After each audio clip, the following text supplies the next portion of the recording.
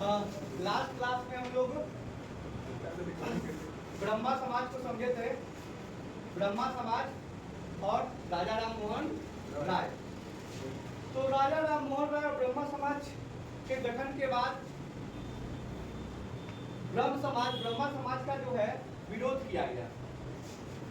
ब्रह्मा समाज का विरोध किया था राधाकांत देव ने। किसने विरोध किया था? राधाकांत देव ने। ब्रह्मा समाज का राधाकांत देव ने विरोध किया और इसके विरोध में एक संगठन बनाया था, धर्म सभा। कौन सभा? धर्म सभा का नामक एक संगठन बनाया। तो क्वेश्चन पूछेगा कि ब्रह्मा समाज का विरोध किसने किया था? तो राधाकांत देव ने किया था। और इसका विरोध के लिए संगठन बनाया था, उस संगठन का क्या नाम था? धर्म सभा। इसके पश्चात ही राजा राम मोहन राय की मृत्यु हो जाती है 1833 में ब्रिस्टल में एक शहर है ब्रिटेन का। वहाँ पे राजा राम मोहन राय की क्या हो जाती है? मृत्यु हो जाती है। तब ब्रह्मा समाज को आगे बढ़ाने का काम देवेंद्रनाथ टैगोर ने किया। तो अब हम लोगों को समझना है कि ब्रह्मा समाज एवं देवेंद्रनाथ टैगोर। तो ब्रह्मा समाज और देवेंद्रनाथ टैगोर क्या है उसको हम समझेंगे। तो राजा राम मोहन राय की मृत्यु के बाद ब्रह्मा समाज को अग्रसर करने का काम देवेंद्रनाथ टैगोर ने किया। उन्होंने इसकी सदस्यता 1842 में, 1842 है ना हो जी सर, 1842 में देवेंद्रनाथ टैगोर ने ब्रह्मा समाज की सदस्यता 1842 में ली और ब्रह्मा समाज को और आगे अग्रसर बढ़ाया। ब्रह्मा समाज में जुड़ने से पहले देवेंद्रनाथ टैगोर जो थे वो ज्ञानवर्धनी सभा तथा तत्वबोधिनी सभा से संबंधित है। इससे पहले भी वो संगठन चला रहे थे देवेंद्रनाथ टैगोर, जिनका नाम था ज्ञानवर्धनी सभा और तत्वबोधिनी सभा। तो क्वेश्चन आएगा ज्ञानवर्धनी सभा और तत्वबोधिनी सभा का स्थापना किसने किया? देवेंद्रनाथ टैगोर ने। देवेंद्रनाथ टैगोर कौन थे? रविन्द्रनाथ टैगोर के पिताजी थे। देवेंद्रनाथ टैगोर के पिताजी थे जिनका नाम था देवेंद्रनाथ टैगोर। अब इसके बाद एंट्री होती है केशव चंद्र सेन की। केशव चंद्र सेन 1858 ईस्वी में ब्रह्मा समाज का सदस्यता ग्रहण करते हैं और सदस्यता ग्रहण करने के पश्चात देवेंद्रनाथ टैगोर ने ही उन्हें ब्रह्मा समाज का आचार्य नियुक्त किया। यानी कि देवेंद्रनाथ टैगोर ने ही आचार्य केशव चंद्र सेन को ब्रह्म समाज का क्या नियुक्त किया? आचार्य नियुक्त किया 1858 में। ठीक है, लेकिन बाद के वर्षों में, कुछ वर्षों के बाद केशव चंद्र सेन और देवेंद्रनाथ टैगोर के बीच विवाद उत्पन्न हो जाता है।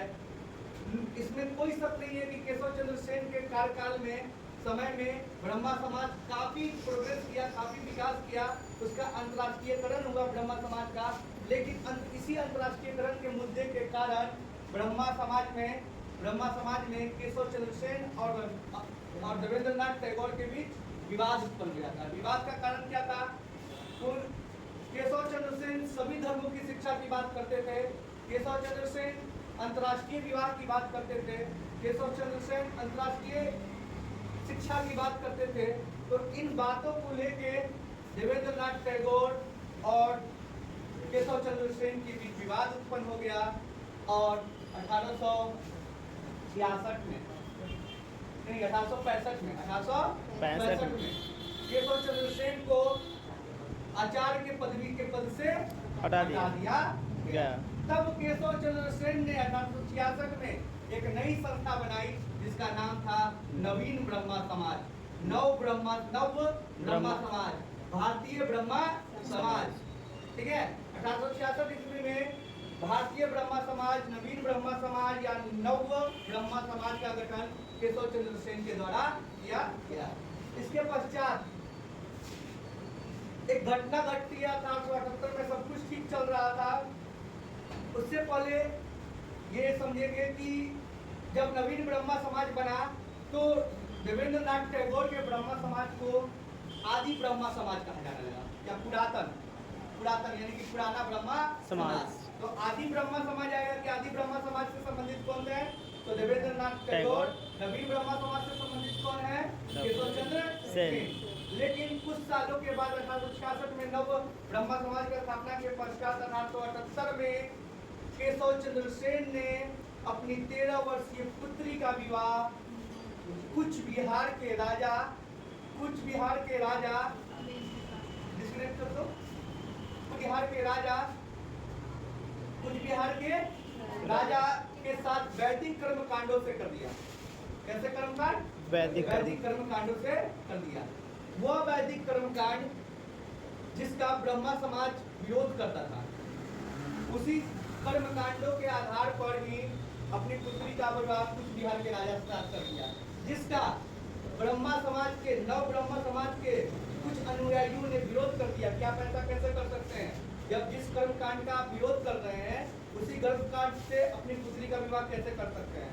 तब उनके विरोधियों ने एक नया संगठन बनाया जिसका नाम था साधारण ब्रह्मा समाज। इसके संस्थापक आनंद मोहन बोस एवं शिव चंद्र देव थे। तो इस तरह से ब्रह्मा समाज का विकास हुआ। और कब